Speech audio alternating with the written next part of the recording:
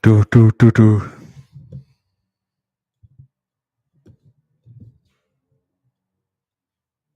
Do, do, do, do, do, do, do, do, do. Absolutely devastating.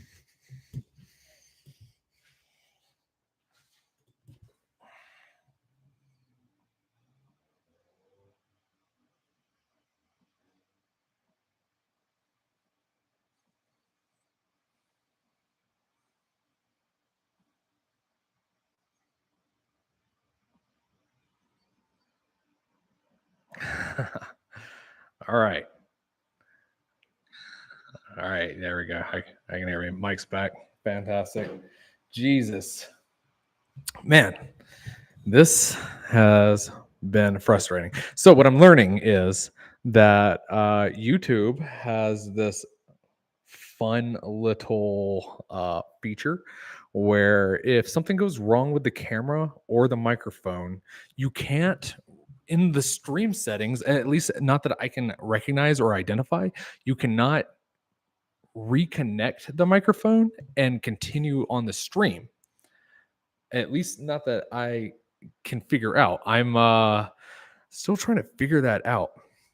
But that was an absolutely devastating time for it. We had a decent amount of people in the chat. So, oh well. Good to see you back, Mitt. Appreciate it. Your support here has been phenomenal. Yeah, but dang, that's devastating. One day, because I kind of threw this together on the fly. So, I just had this idea of how I could make this live stream work. And this is just working out the kinks, you know? So crappy. We got to break it up into 3 different parts, but we'll figure it out. But yeah, man, absolutely brutal. I might have to end up getting some type of microphone where the wire is hardwired into the actual receptor of the microphone. That way it's impossible to pull a cord out. Oh, crap. That scared me. We have reached the end of the first leg of our sack rest. So we are going to readjust that temperature. Crap. Mitt, could you please tell me what it was again? You said you did 148 for 30 minutes and then you bumped it up to like 150 something. Was that right? If you could put that back in there, I would greatly appreciate it. Let's see.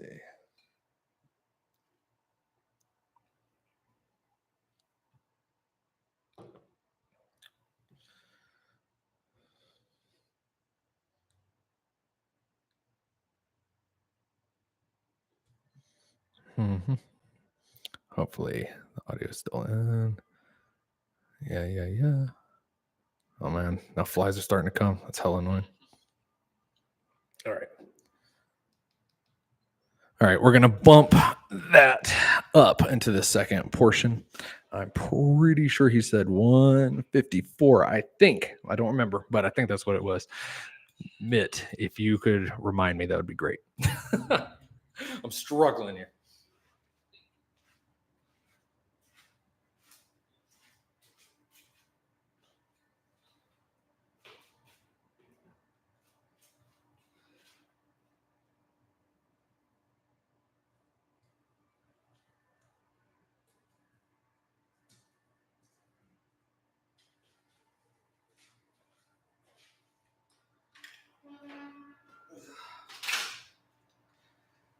All right.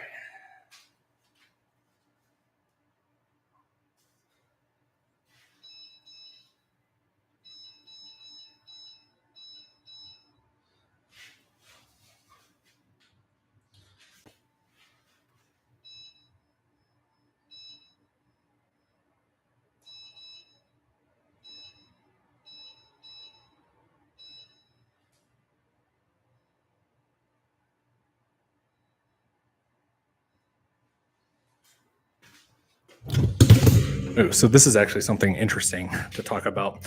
Remember how I was saying I love the mash and boil because it's so easy to reach those steps?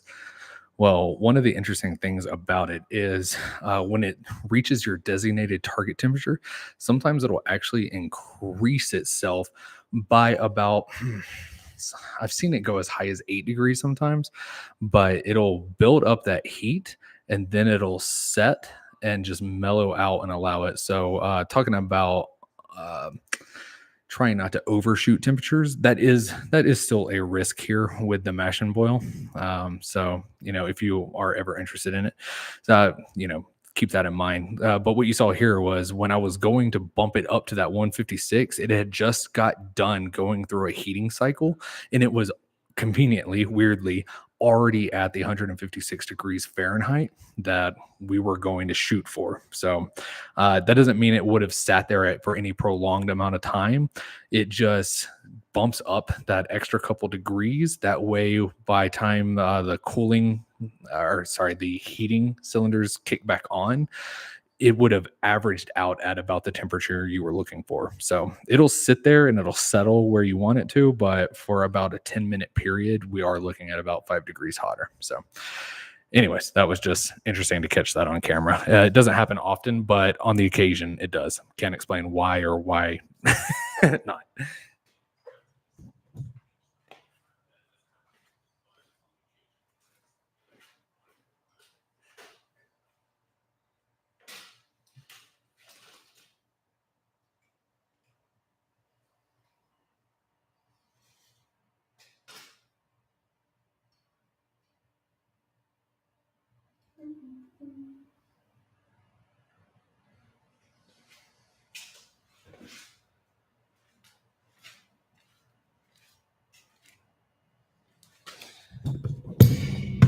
Oh. All right. We back in here.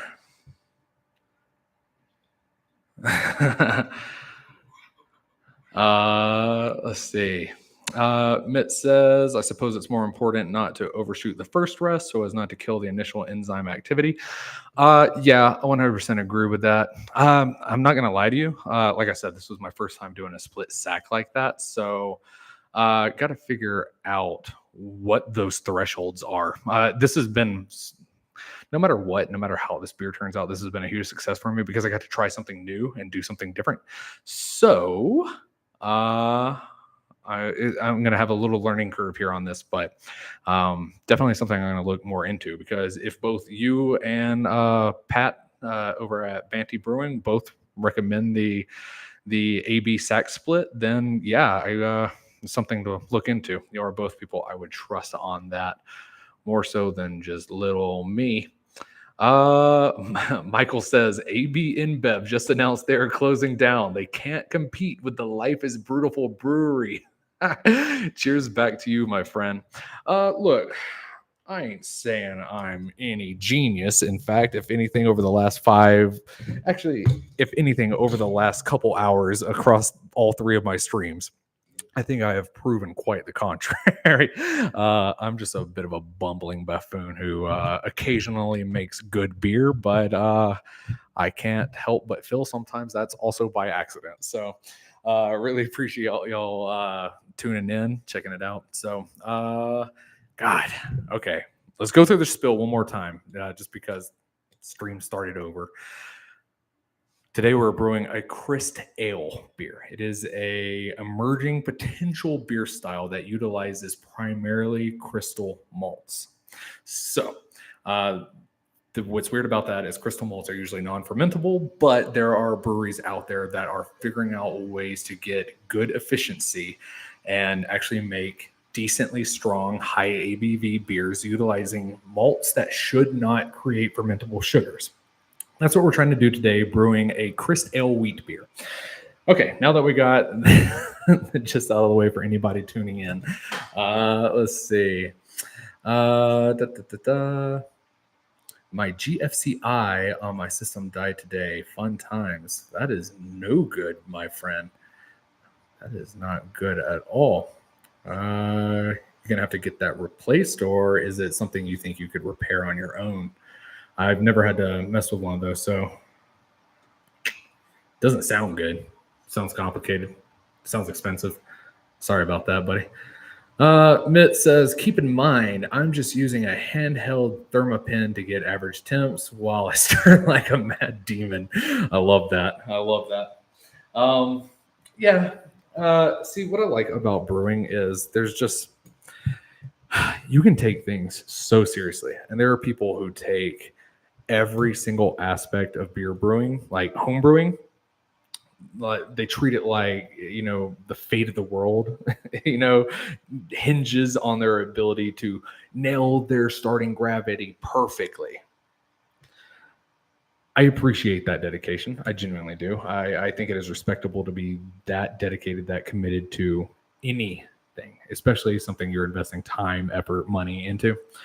But over the years, I've just really become much more chill with it. I like to have a knowledge base of how to do different procedures and different approaches to brewing.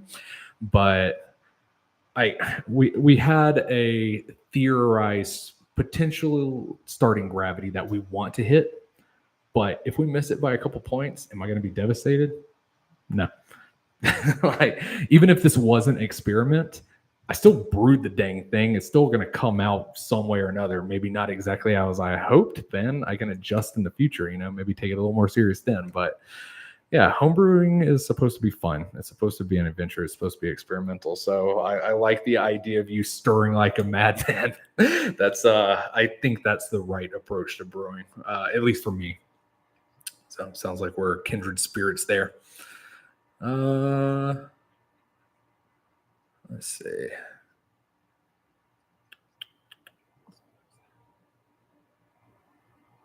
Weird. I had some more chats coming in, but they literally just disappeared. That's crazy.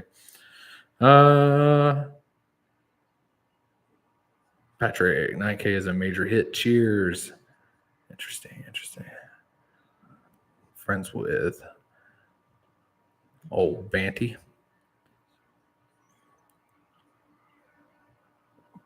Let's see. What are you talking about with the 9K?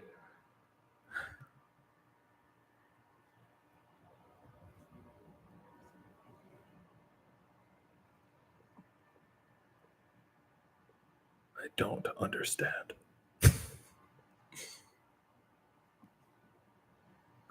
But anyways, oh crap, you know what we forgot to do? Speaking of me not being a genius, we forgot to set the timer. I'm just going to say about, let's just round up. Let's just say 10 minutes has passed. So let's go ahead and adjust this to 20. Okay, boom. So, yep, 19 minutes, 58 seconds. And then we'll crank that bad boy up and we will start to get our rolling, vigorous boil. And that way we can start getting to the actual exciting stuff instead of y'all just sitting here staring at me, ranting and rambling about my madness. Had a water pipe break on Friday. Oh, man, that is a bummer. That sucks. Like running through your house. Because if we're talking about like a water pipe in your house, that's devastating, man. I've had that happen. It fucked up my record player. It like destroyed some of my vinyls that I had. Absolute devastating. A water pipe bust can just, it can really, really put a damper on your weekend. So huge bummer. Sorry about that. Ugh.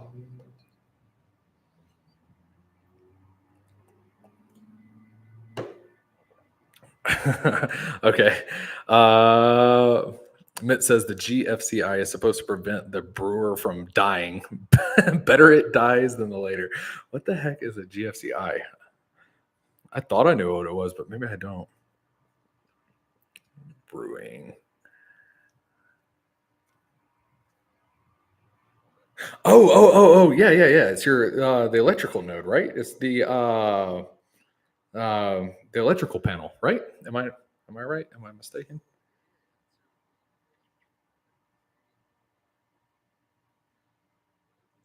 Well, it is weird. The first thing I stumbled across when I searched it was is the GFCI really needed? And a whole bunch of people are like, yes, don't brew without it. Yeah. Well, but it also says, you know, I'm not even going to say that. I don't even want to come close to spreading misinformation about shit I don't know anything about.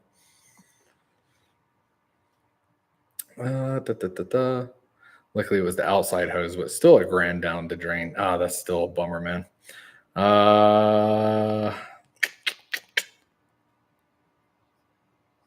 Yeah, dang, that's a bummer.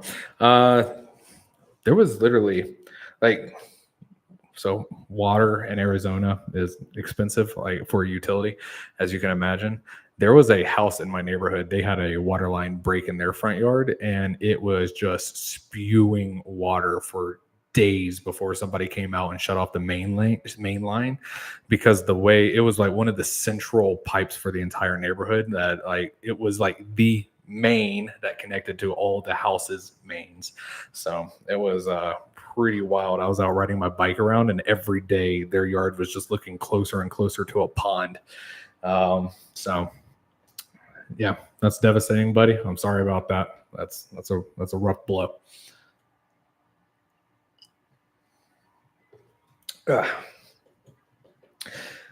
I'll say the one downside about sawtees, now that I'm like reaching the bottom of this, and I'm pretty sure it's just because of the juniper I put in it.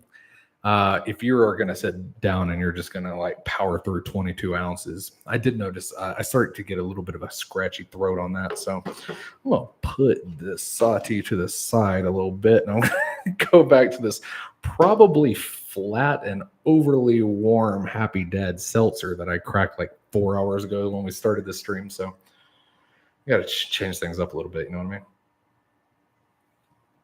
Oh, surprisingly still carbonated. Interesting.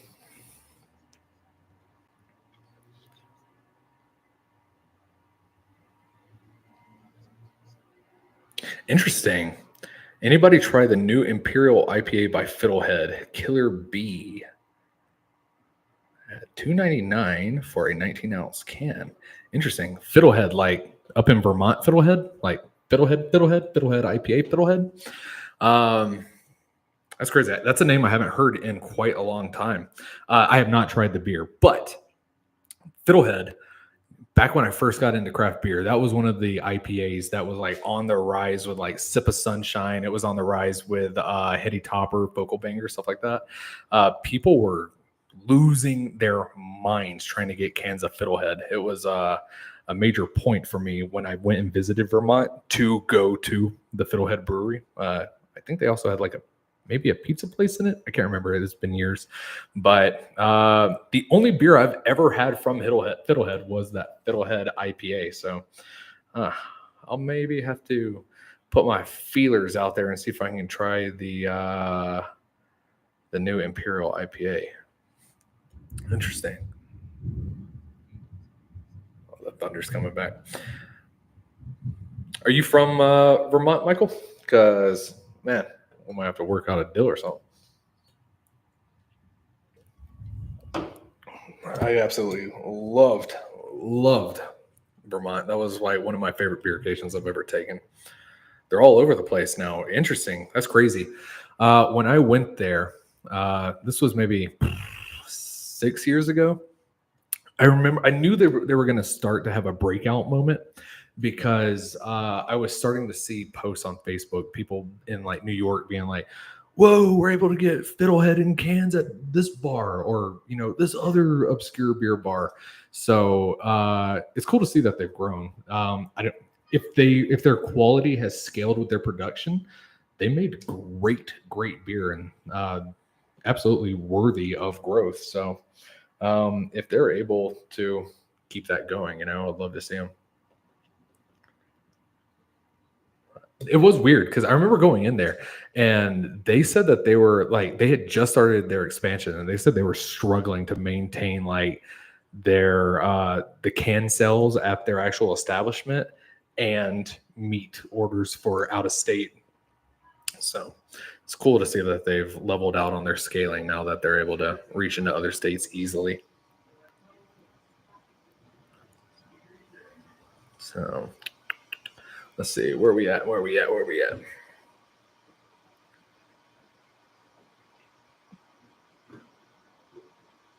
Oh, wow. This is a devastating notification to get. Apparently, I don't know if speaks highly of me or says I have a problem, but I got a notification from Google Maps that says, "Congratulations, I've ranked in the top 10% of bar reviewers on Google." That's pretty wild. Let's see if I can get this to show.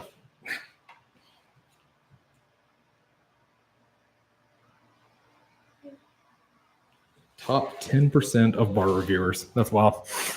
Got to get out and explore.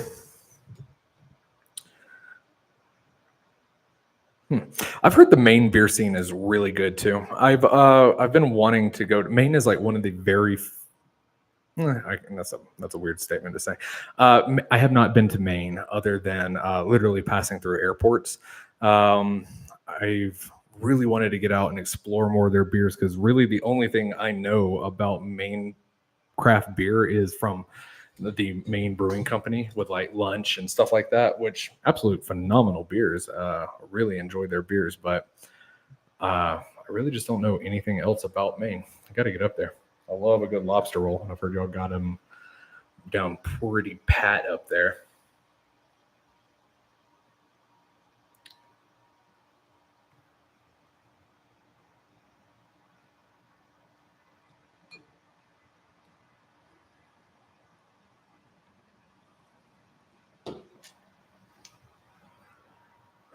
Okay. We're sitting here looking at 10 minutes left on this sack rest. Then I'm adjust the camera. That way we can watch the boil happen. Pretty excited for this. There's nothing I love more than seeing a like the initial part of the rolling boil.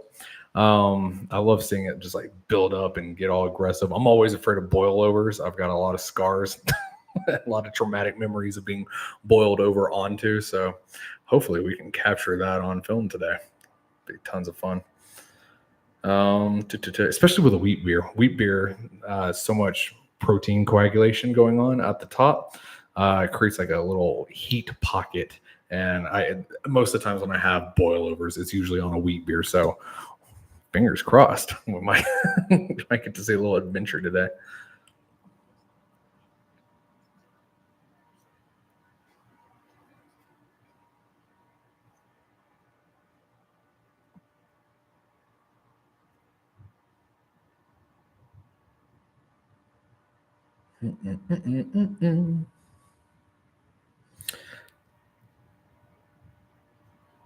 Well, one more time, I just want to say thank you all for sticking with me throughout this. I know it's annoying that the stream keeps crashing or I have to keep rebooting it. So really appreciate y'all sticking with it.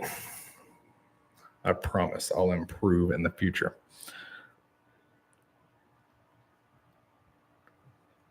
Oh.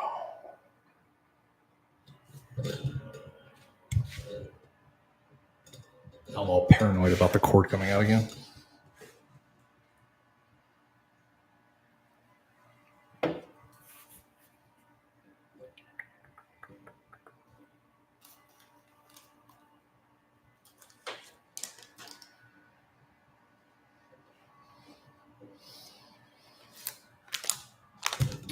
But I'm excited to start dunking these EKG hops in there.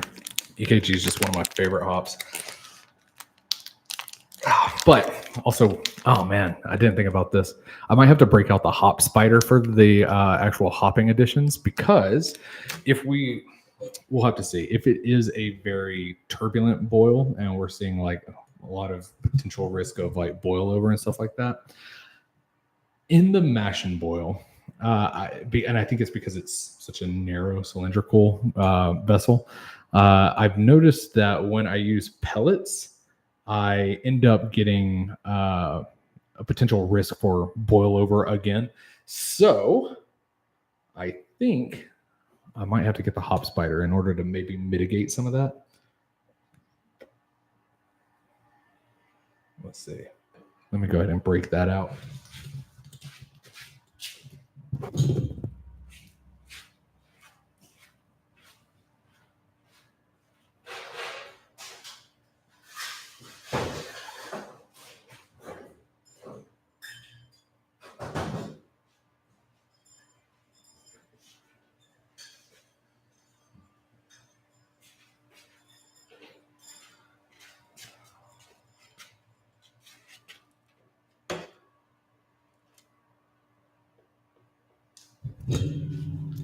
And I know the chat is filled with people who are pretty experienced in the brewing scene.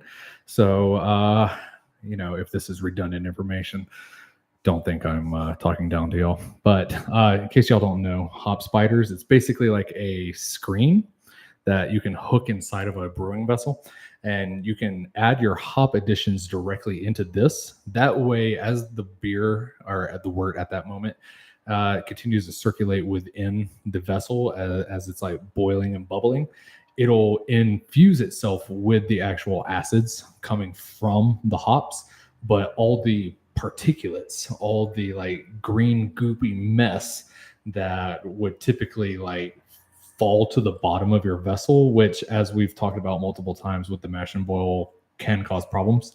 It's beneficial to do it in a hop spider because it'll kind of help contain some of that. I've heard some people complain that maybe they don't get as much like hop influence as they want. And I've also heard arguments that when you're brewing with pellets, that a hop spider is essentially useless because like a lot of people argue this is only for like whole flour, but in my experience, you collect a ton of green goop down at the bottom of this thing at the end of your boil session. So I think it does a pretty good job at keeping the hops out of the bottom of your kettle. So if you don't have a recirculating system in an all-in-one system, hop spider might be something to look into. And of course, the bigger ones for beers where you're going to have a lot more hops. Like that thing is a lifesaver when it comes to brewing IPAs. You can also get a hop spider like this, which you can do two things with this. I have seen somebody actually put their hops in here and just drop it into their kettle and it floated around and everything. But the way I understand that this is better used is if you want to do a dry hop addition to a keg, you can sanitize this bad boy, load it up with whole cones. Don't use pellets if you're going to put this one in a keg. And then you can dunk this directly into the keg. And that way, as your beer is going under pressure, it'll become even more steeped with hop flavor. So just a little fun brewing knowledge for y'all, or at least my understanding of the hop spiders.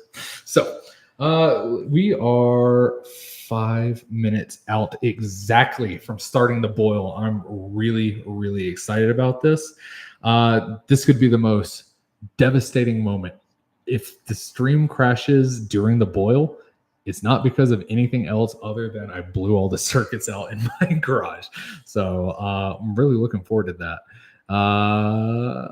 That one might be a death knell for this stream, but we'll have to see. When I ran my tests earlier, it worked. I was able to reach full rolling vigorous boil and maintain it with the actual streaming setup without, losing any power. So this is the first time I've brewed in my garage, which is why I'm like so anxious and so cautious about this whole thing. So we'll just have to see what happens.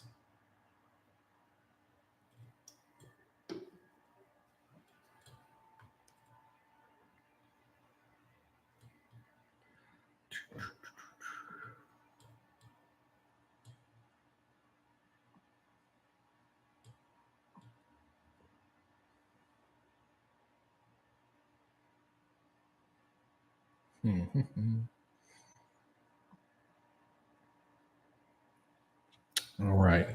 Let's go ahead and get the camera into position. That way, when we start the boil, it'll be perfect.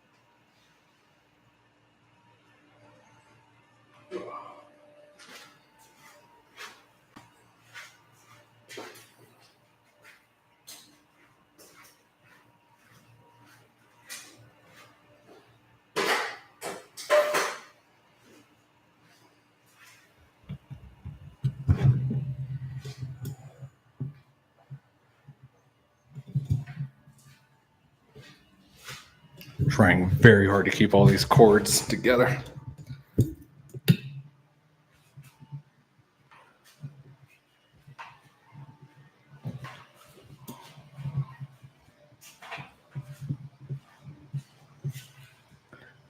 All right, I don't know if y'all can hear it, but it's starting to go into its final heat cycle. So just here at the very end of the timed mash, it started to boot back up. Let's see if we can put the mic up to it so